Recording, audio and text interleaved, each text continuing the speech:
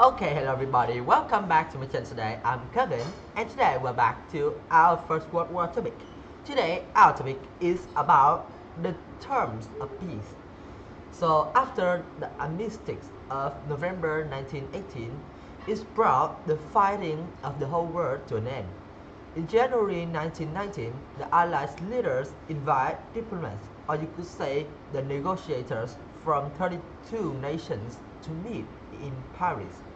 And this meeting was to thrust out the international agreement that would be needed to keep the peace.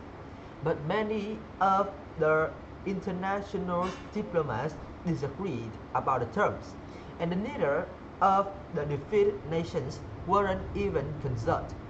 It was never going to be possible to please any one of them if things keep going just like that. So that's when the Treaty of Versailles appeared. This treaty is coming from the peace talks. These talkings were led by the prime ministers of Britain and France, David Lloyd George and Georges Clemenceau. And of course, the most important character, the US President Woodrow Wilson. All three want to stop the Germany from starting another world war just like they did with the first one, which means the one they are in at that time. But they have different opinion about the best way to do it. So Clemenceau and Lloyd George want to punish the Germans as hard as possible so that they could really be defeated and have no chance to create a new war. On the other hand, Wilson was more interested in setting up an agreement that would prevent the future.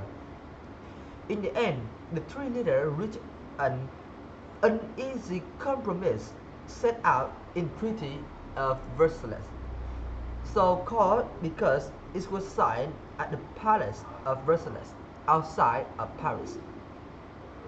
One of the first things that was agreed in the conference in the Versailles is that Wilson's plan to set up a League of Nations.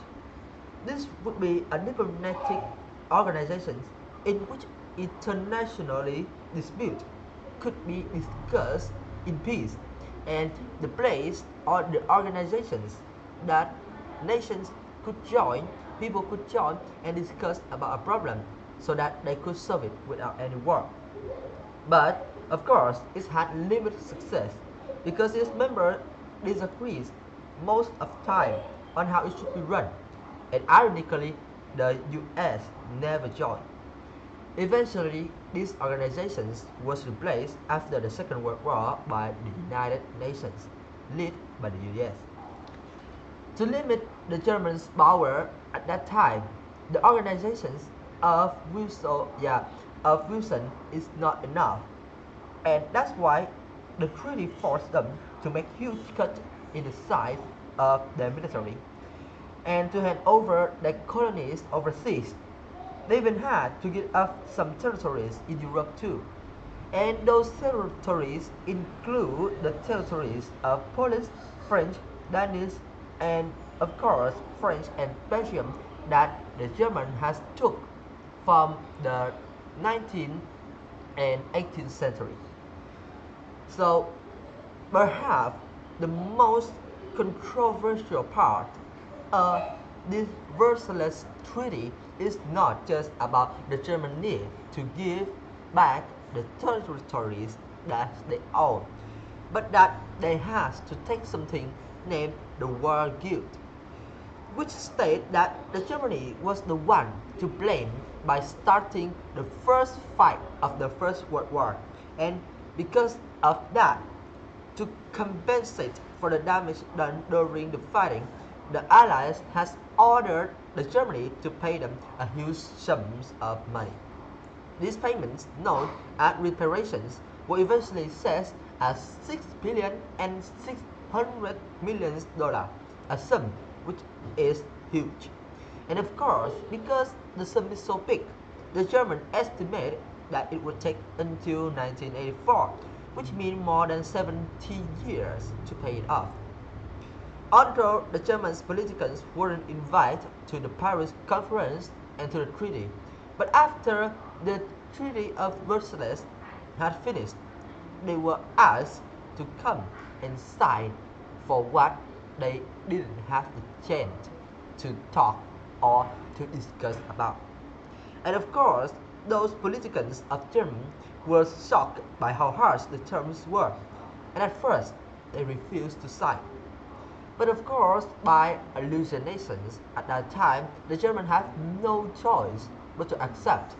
And the German people bitterly resent the war guilt clause as they felt they had only played a part in the starting war. Yet, even when many states streets protest and demanding for the German own choice and not going to surrender what they didn't completely own the responsibility on. But of course, they have no choice to accept the truth that the winners is the last, and they have to follow anything that they say. So, on June 28, 1919, the Germans reluctantly signed the Treaty of Versailles, exactly 5 years after the assassinations of Archduke Franz Ferdinand that started it all. So, the First World War was officially over after 5 years of blood and fighting.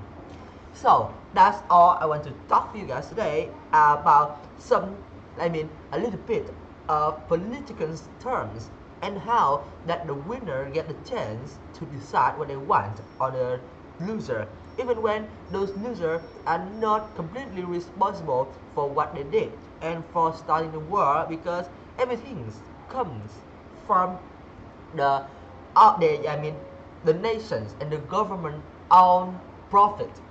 They do it for their own self, and they join the war because they feel good. But after that, when everything was over, the Germans became the ones to blame, even when they only start their war with just one nation, and the others tried to attack the German, which was alone, by creating an alliance. And then they become the one to create a whole world war. So I think this is not the right things. But of course, in politics, this is not right or wrong. This is about, is this acceptable, and is this the things that everybody wants to make the world better. So this